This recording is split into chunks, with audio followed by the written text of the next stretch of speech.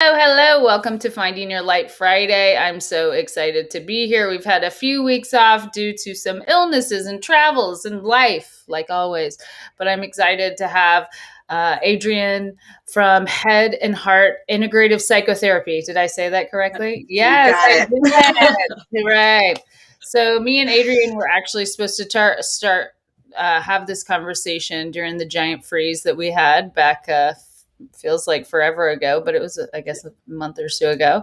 And so I'm excited we got to reschedule this. We're going to dive into how she works with people. We're also going to really take a good look at trauma, especially complex trauma. I think that's not really we're starting to have more conversations around trauma in general, but I think understanding the difference, what is normal trauma, what is complex trauma, how is that showing up in people's lives, I think will be a really interesting conversation.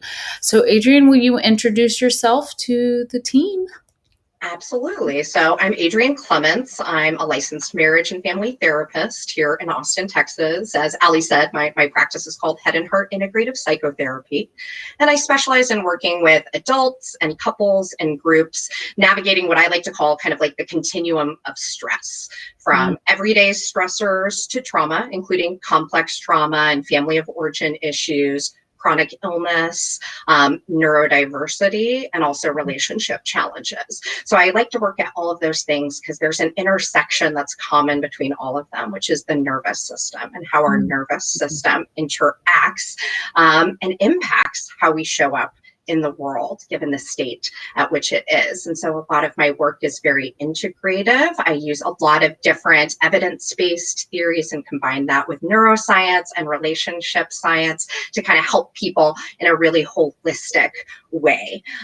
So yeah, that's what I'm passionate about. I'm excited to talk about those things with you today. Yeah, I love all those words. That's awesome.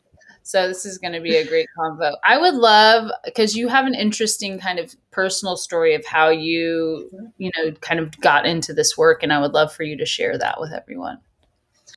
Yeah, so I've always been interested in holistic health. I grew up with parents who were very much into holistic health in that way, so it's always been a part of my life.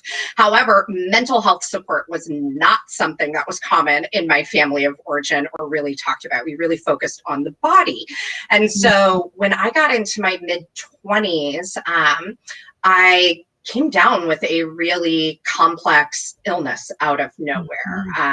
It was pretty severe. I mean, 26 years old, and I'd like stand up and black out. I thought I might have had like a heart condition, something really intense. And then it started growing to me having like 50 plus different symptoms and having to go around from doctor to doctor for being told it was all just in my head, which if you know anybody who has an invisible or chronic condition, that is like the common gaslighting phrase that is used in the medical establishment if they can't see it directly on you. It's even worse for women. It's much worse for myopic women to be able to access care because we're often our pain is minimized. So I was told, even though I was a mental health professional already at the time, that I just had mental illness and I didn't want to accept my mental illness. And I had to laugh. I was like, I would be pretty good at like all of these issues just in my mind. That's a lot of credit you're giving to me. So I kept searching. I ended up finding what I was dealing with, which was multisystemic infectious disease syndrome from Lyme disease, mold toxicity, and Epstein-Barr virus. Sorry if you're hearing my husky there. Sure, there's a delivery, yay, from working from home during the pandemic. Mine might also happen, so don't worry. As soon as the UPS guy comes, it's very dangerous. You better watch out. I'm pretty sure that's exactly what's happening right now is a UPS delivery. But through that and then uncovering what was going on for me, definitely like the medical treatment helped, but it only got me so far. And that's when I started learning a lot more about how trauma intersects with chronic illness. And I learned about the ACEs study, which is the Adverse Childhood Experiences study out there. And I looked at how high of an ACE score that I had, and it directly connected. I had a pretty high ACE score based on what I had experienced, and I was like, all right, so this is another piece of what I need to work on. That's when I sought out trauma therapy for myself, and I had a great experience with EMDR. Mm. process through a lot of these memories and these traumatic experiences. And that was a huge part of my healing journey. I absolutely feel like it wasn't just the medical piece of it, it was also the therapeutic and the mental health support piece that came in to really help my nervous system heal. And I'm very glad to say that I've now been in remission for over 5 years now for my illness. So it was all of these pieces and continuing to work on mental health and getting to know about my nervous system and how that intersects with all of it was huge in my own healing. It's a big reason why I'm really passionate about teaching other people about learning about their nervous system and what's happening there. Oh my gosh, that is such a empowering story. First off, that, the fact that especially women, especially minority women, add another layer on that, how much of our pain, mental or physical, is just downplayed by the medical industry is just unbelievable. And then the mental health side is the same way. You go in and you say, I'm struggling with this or this, and somebody says, well, here's the pill or here's this, and maybe you should do some breathing, which Yes. I'm not, of course, breathing is great. Not that I'm underplaying how important breathing is, but it's one of those things, it just feels, you just feel so unheard. And that's, I think, the biggest thing. And I think in Western medical model in general is the amount of people that just feel like nobody's really listening. Like, yes. I just feel like nobody's hearing me. We have people come in the clinic all the time that, have been in Western mental health model for so long, and nobody has actually asked them why. Like, why are you depressed? Why are you anxious? What happened? They just feel like nobody really cares. Like, they're like, they gave me this regimen, which is this cookie cutter idea of this is what I'm supposed to happen, and it's not working for me. And so they say the problem is me, not the idea, Right. Not whatever plan anybody's come up with, but it's it's them. And so to just have somebody sit down and be like, no, just tell me what's going on. It just, that alone can be healing for people.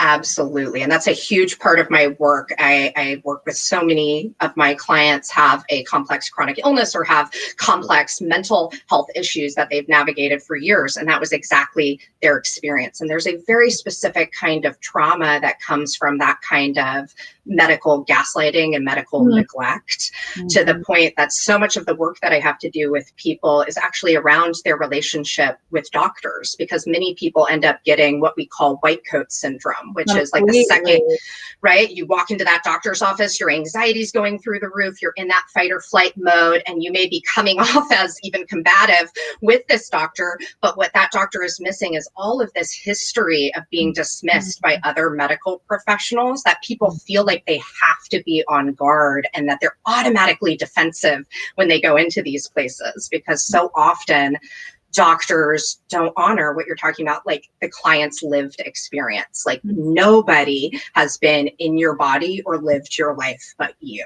And like, we have to honor the wisdom of what people have gone through. And when they finally find a doctor or a therapist who can sit with them and really listen, it becomes this huge disconfirming experience. And that in itself is a part of trauma healing, the power of relationship as a container through disconfirming experience, where our nervous system gets that co-regulation opportunity where we can go, like, I'm really being heard right now. They're really listening to me. I feel seen. And when you trust your provider, the treatment is going to go so much better than if you're not sure if this person actually believes you or you're feeling minimized at that point. Oh, I absolutely love how you put that. Yeah, we have a ton of clients that come in that basically have medical trauma. And whether that's very specific medical trauma, like something went wrong. We've had a number of women with birthing trauma, that something happened and now they have PTSD. They have PTSD from an incident, or it's just this systematic disempowerment that they have from the system, that they really just feel like nothing is ever going to work for, it's adding to this story of disempowerment that they have in their lives. And they're like, they feel completely broken.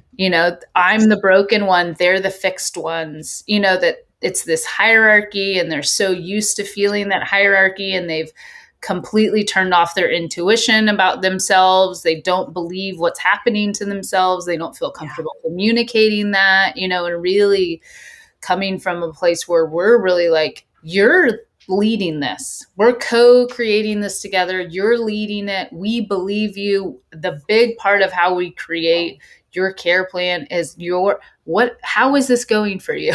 How was that interaction? How can we make it better? What do you need? And just that shift alone can really help people empower themselves to heal, because it's like, oh, I do know what's happening with my own self. And that's hard for people who haven't been struggling to believe. But a lot of people get so disconnected from themselves because they have been kind of in this model that kind of disempowers them. Right. Absolutely. Absolutely. And that's almost like where, when you hear it from so many different providers, you end up perpetuating your own trauma because you start gaslighting yourself about it. Right. Like, is what I'm experiencing real? And did I really just make this up in my head? And I watch clients go down that spiral. And a big part of what we talk about is like, no, like you haven't made this up in your head, right? This is valid. Your experience is valid and real. And like you're talking about what y'all do, where you kind of go slowly and let the client take the lead, also takes out that power dynamic issue that comes in with authority figures, right? Like, I think we've all experienced that with a doctor, where like you go in the room and you're just like, feels like they're the authority and they know everything simply because they're wearing a white coat. What we have to remember is these are human beings as well, and they're fallible as well. And that's why we have to get comfortable in advocating for ourselves. It's okay to fire a doctor if they're not listening to you. It's okay to fire a therapist. It's okay to move on to someone else. And one of the most empowering things that I remind my chronic illness warriors to say is, if you're advocating to yourself with your doctor and they are not listening to you, say, I would like you to record that in my chart, that you're not willing to do what I've requested, whether it's a test, whether it's a certain type of treatment, etc. And then the doctor is like, oh, well, let's think about it a little bit more. Let's discuss it. Or, okay, we'll try this out. I'll do this to appease you. And what most people end up finding is either that treatment ends up working for them, or they needed that test and it came back with something that doctor had dismissed. Because once again, your intuition and how you know your body is better than how anybody else on the planet knows your body. You may not have all the words for it, but you know what your suffering feels like. Oh, I love that. I love that tip for people to become even better advocates for themselves. I would love to hear this through line that you were talking about the nervous system, and how do you work with that, and what is kind of the first steps in you educating people to bring awareness to that? Yeah, so the nervous system is so powerful because it connects with pretty much every other system in our body. It affects our hormones, it affects our gut function, it affects our ability to breathe, it affects our heart rate. And so when I'm teaching people about this, I start with some models that are really helpful. Two in particular. One we call the window of tolerance, which is a model from somatic experiencing therapy, which is really thinking of our nervous system like a window. And it's almost like your brakes and your gas are the frame of the window there. And when we're functioning really well, we're within our window of tolerance, we're just staying within that space.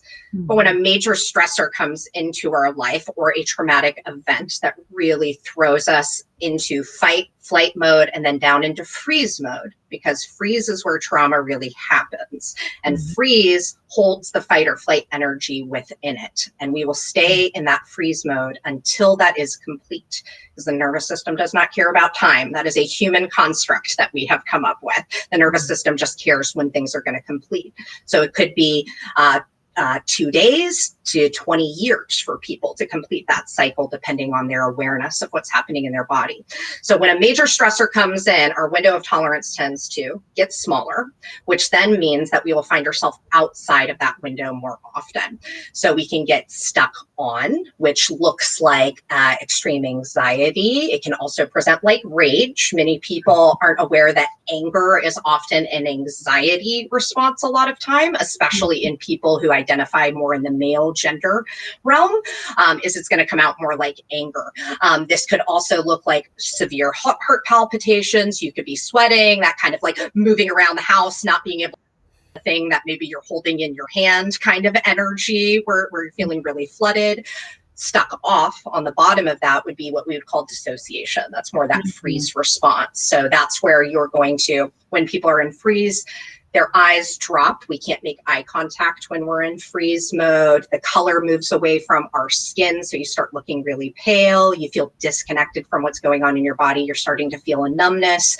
This is where depression starts to set in. Many people have a misunderstanding of depression. They think depression is sadness. Sadness is a specific emotion unto itself, and we can experience sadness for lots of different things. Depression is more of a numbness to life. We feel almost like a deadness when we're in depression. That's where the apathy, that's where anhedonia, the lack of pleasure from things that normally would give us pleasure, kind of come out.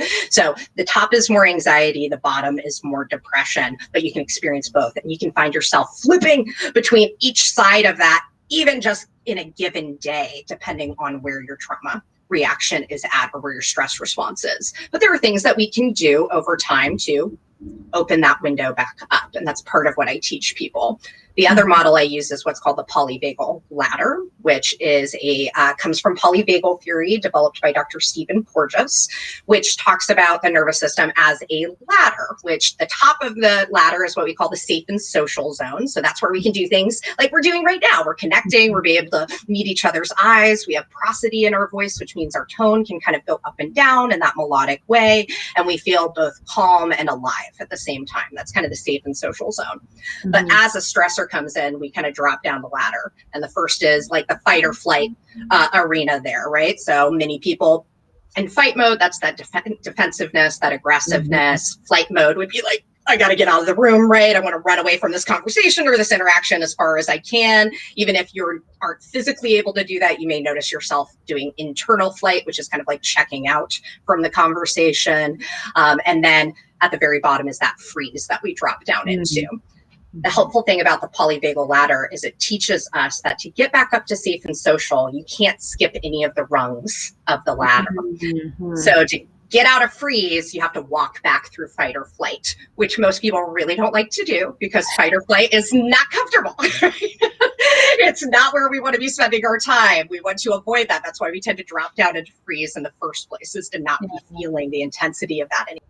But when we walk back through that, we let our anxiety peak, it will come back down and we'll get to that safe and social spot where we feel that relaxed vitality again in those ways. So these are models I use with my clients regularly. And I do my happy therapist dance when they come in and they're saying, I was noticing where I was out on my polyvagal ladder, or my window was really small this week. These self-care things for myself to support, because when you have this language, we can stop judging ourselves for our behavior and we can start being curious about our behavior and not say what's wrong with me, but what do I need right now in order to become regulated.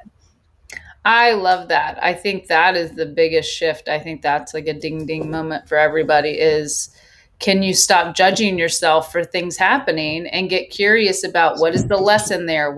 Sorry, my dog's about to fall off the couch. Bro, what's happening?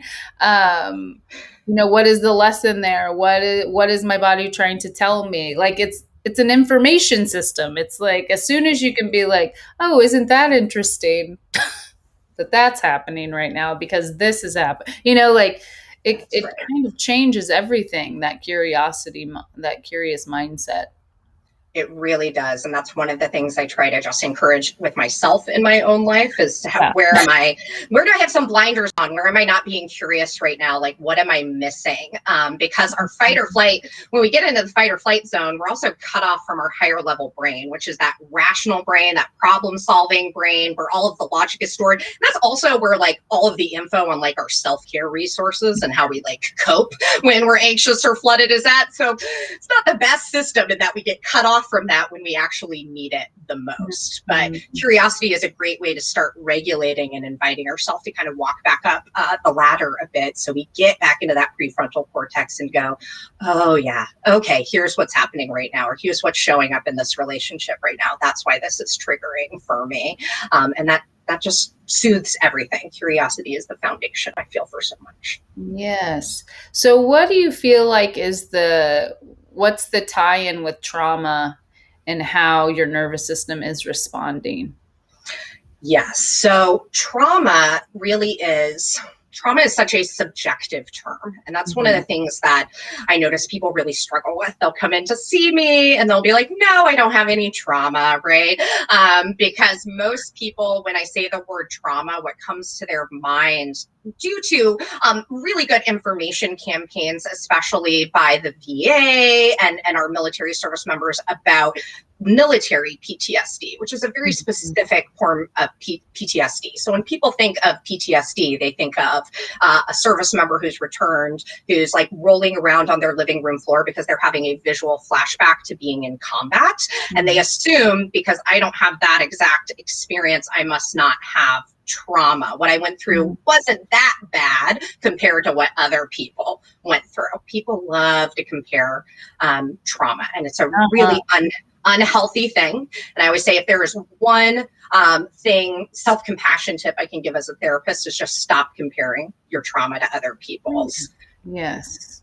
Because it doesn't matter if you're drowning in 2 inches of water or 20 feet of water. Drowning is drowning, right? And so how it works with the nervous system is a very subjective experience. And it also depends on how much stress and trauma our nervous system already has and how we're going to be responding to a stressor. So PTSD is what we would consider kind of more like single incident trauma. So this could look like something, somebody gets into a car accident, somebody has an experience of sexual assault, somebody is a survivor of, some kind of violence in some sort of way. But there was a beginning, middle, and end to what that experience was. It was a time-limited event. But trauma, what it is that the nervous system doesn't realize the event is over. Right? So that's really what trauma is. It's continuing to respond to what this event is again and again. And it shows up looking like a few different versions of flashbacks. So I just gave kind of the info on what the stereotypical flashback people think a flashback is. What flashbacks really look like is more what we call emotional flashbacks, being flooded by the emotion that you experienced during a traumatic event. And we feel that emotion before our conscious mind is usually aware of even what the trigger was to it. And triggers to flashbacks are usually sensory input. So something we see, something we smell, something we taste, a way that we were touched, something we heard can trigger us into a trauma response in that way. So in that's the single incident traumas kind of have that effect. So we've got the emotional flashback. You can also have a physiological flashback, which means like if you braced in something, you may be bracing. If you numbed out, you may feel your body kind of going into that numb dissociative place from it.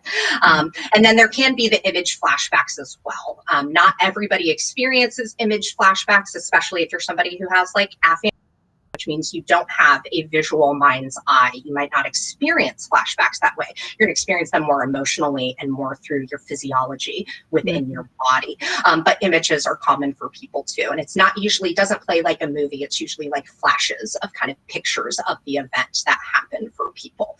So single incident PTSD, and then to kind of what you were saying earlier, complex PTSD, what that looks like is more than one event happening over time for people. There's extreme complex PTSD. For example, we might say like a survivor of human trafficking would have severe complex PTSD because it wasn't just one incident, it was multiple incidents that probably had similar context in terms of the emotions that were coming up, the physical sensations that were coming up.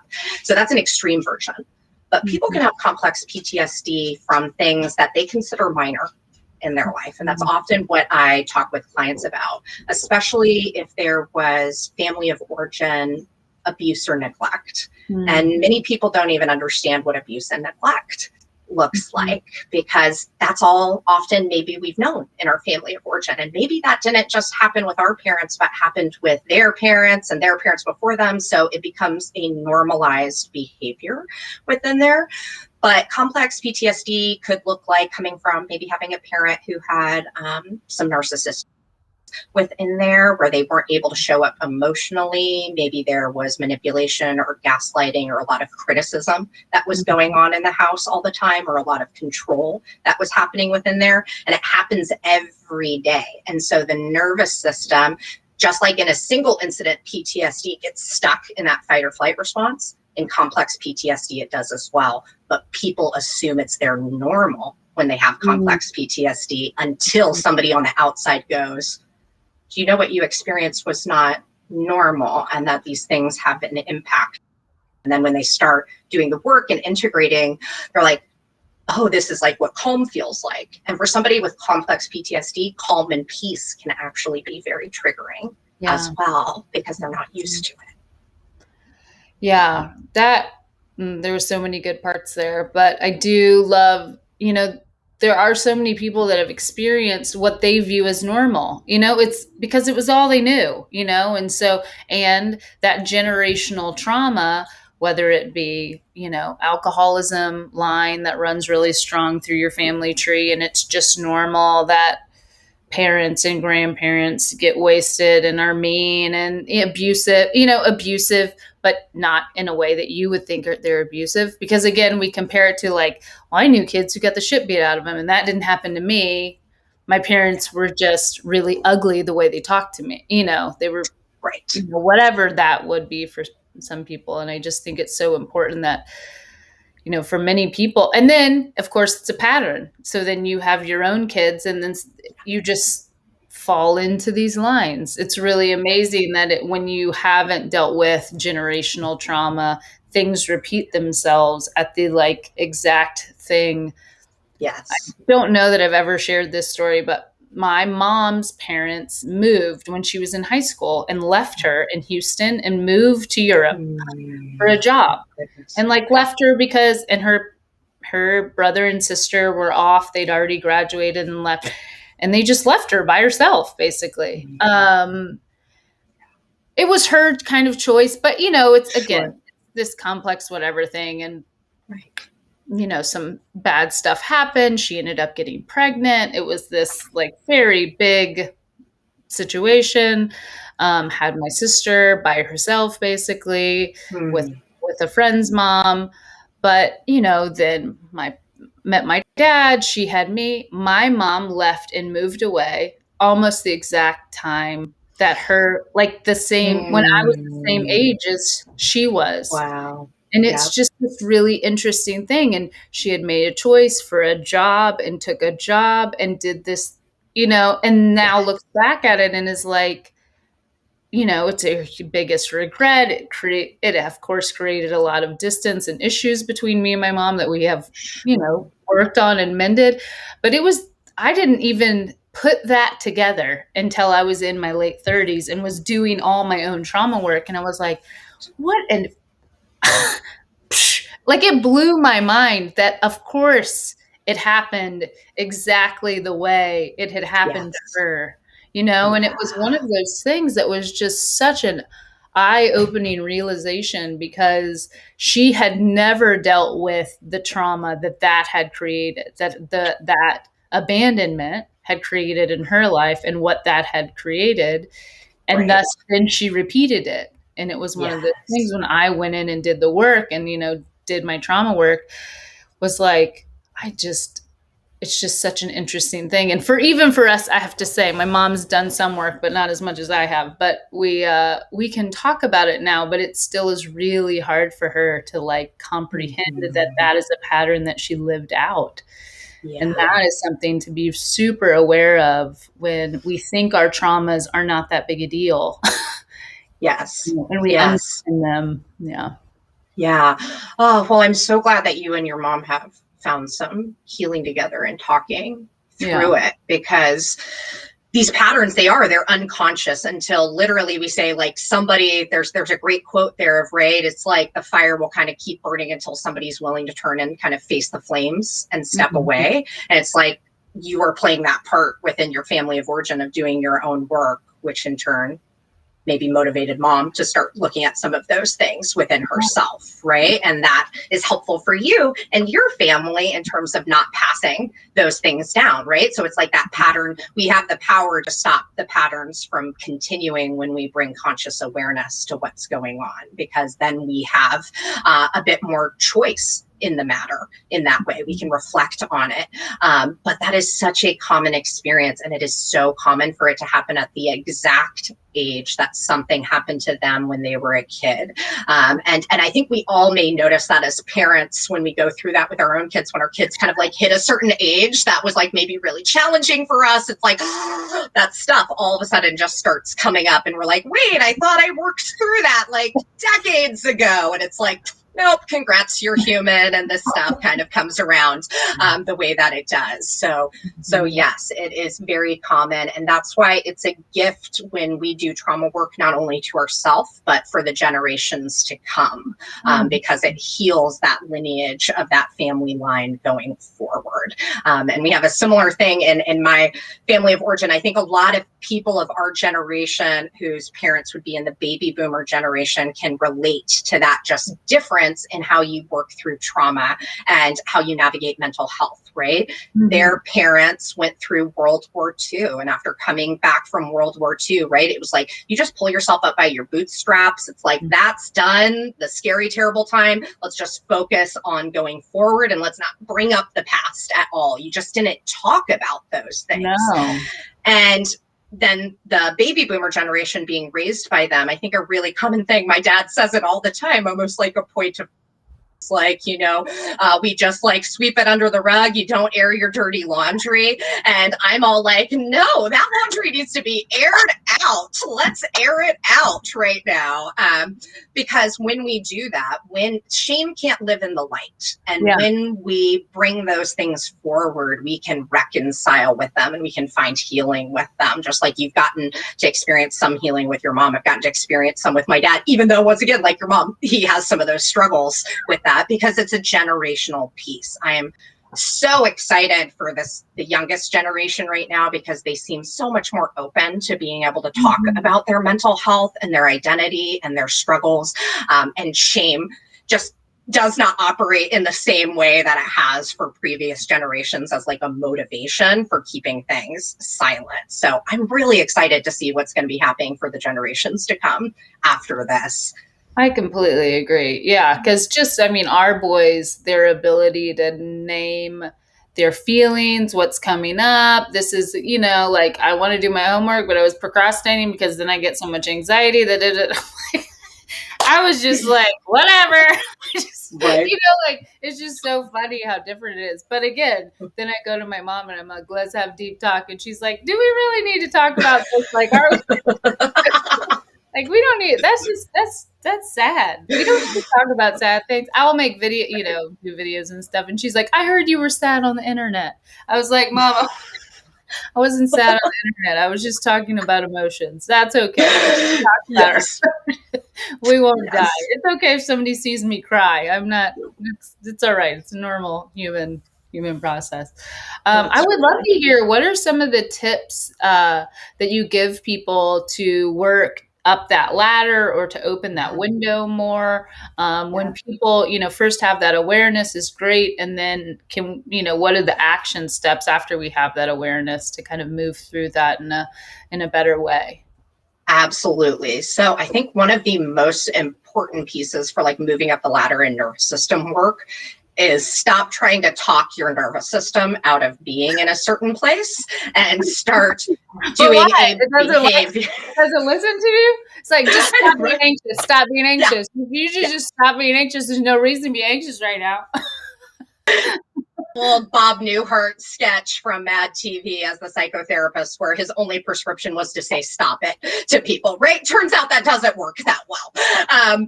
So stop trying to talk yourself out of it. It's good to name our emotions. Naming things is really important. So I think it's really important. The first step is to just say, ooh, I'm feeling anxious right now, right? You are not anxious. That's not your identity. You're feeling anxious right now. It's a temporary state that you're in, and being able to identify the emotion helps us to start the self-regulation process, because when we can't identify an emotion, it feels like a threat. And so that's going to keep us stuck on the ladder, because the brain is looking 4 times every second. It goes, am I safe, or is there a threat? Am I safe, or is there a threat? Am I safe, or is there a threat? So if anxiety feels like a threat and we haven't befriended it, we're going to feel even more anxious if we can't name it. Oh, this is anxiety. So then some of the other things we want to do is, after we've named it for ourselves, is get into our body. You work through the nervous system ladder by getting back into your body in different ways. So this can look like, let's say you're at the very bottom of the ladder, you're in that freeze mode. You're going to want to do gentle things to get yourself in your body. So that could look like, some of my favorite things are like butterfly hug. This is a thing that comes from EMDR. You do bilateral tapping on yourself. This can look like using things like essential oils or some other scent that you put under your nose, because that goes, the olfactory senses are right connected to the limbic system, which is the part of the brain that is affected by stress, trauma, and emotions. And when that part's turned on, that's when we're cut off from that prefrontal cortex we talked about, where all of our problem solving pieces are in. So when you can breathe something in, it distracts the nervous system in that way. And that's going to help us walk back up that ladder as well. Other things that can help are really simple stuff. And my clients laugh about this all the time when I tell them to do these really simple things. And they're like, no way is that going to work. I've been dealing with this my whole life. Nothing works, right? And then they try one and they're like, I actually felt a lot better. I actually felt a lot calmer. I felt a lot more present in my body. And it looks like simple things like actually humming or singing aloud. It's a very surprising thing, but it vibrates our vagus nerve. And it's the vagus nerve is the longest nerve in the body. That's the nerve that is responding to the fight or flight information. It doesn't cause fight or flight energy. It's just taking that signal and it's going into the fight or flight response. It's also where we experience rest and digest in the safe and social zone. So it depends on the information that's coming down. But as you hum, it's vibrating the vagus nerve. It's increasing your vagal tone, and it helps actually complete the stress response. That's why you find singing and chanting in pretty much most religious and spiritual traditions around the world. And people will talk about how, the physiological experience they'll have when they're engaging in their spiritual practice. And a lot of times things that they're using in it stimulate the vagus nerve, leads to this feeling of calm. So I'm like, use whatever version of that works for you and like fits within your belief system in the world, but be doing something that's using your voice to stimulate your vagus nerve in that way. So that's a simple thing. Other thing that people can do, shaking out your body, literally like doing the hokey pokey. It sounds silly, but our nervous system wants to shake when we're in the fight or flight response. A lot of times we as human beings repress that impulse, especially if we're in public, because we're more afraid of what somebody else is going to think of us being shaky than of the fact that we're shaking in the first place. This even happens when you go to the hospital. If you're coming in after a car accident and you're convulsing, actually trying to release trauma through that convulsing. But what they'll give you when they get to the hospital is a sedative, which is a completion process. It may allow them to operate on you or do whatever's necessary, but that trauma response is now stuck in the freeze response in the body. So allowing our body to shake, and you can do this in fun ways too. This can be like allowing your body to dance, putting on your favorite song, singing aloud to it, and dancing around the space can help you to kind of complete some of that stress response. And doing things like what dancers know all the time, crossing our midline right here of our body and doing things that move across the body, whether it's our arms or our legs, helps our nervous system know where it is in time and space. And part of what causes trauma triggers is our nervous system not knowing where it is in time and space. It thinks it's in the past. So if we help it to know it's right here in the present moment, and in this present moment, I am okay and safe, that helps the nervous system once again start to walk towards the top of the ladder.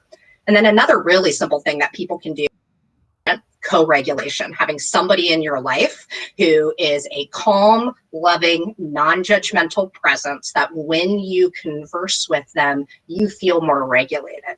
That's a huge part of why therapy is really important. And even at Aluma, where you guys have therapists that they can see or somebody who's in the room with them when they're doing their treatment, is that co-regulation piece of knowing that there's somebody else's nervous system there who's in a more grounded space that you can share their nervous system in that moment, and that can help to start walk towards the top as well. So those are just some simple things. There's tons of different things that you can do in terms of this. There's unlimited amounts, but those are some simple things anybody could do.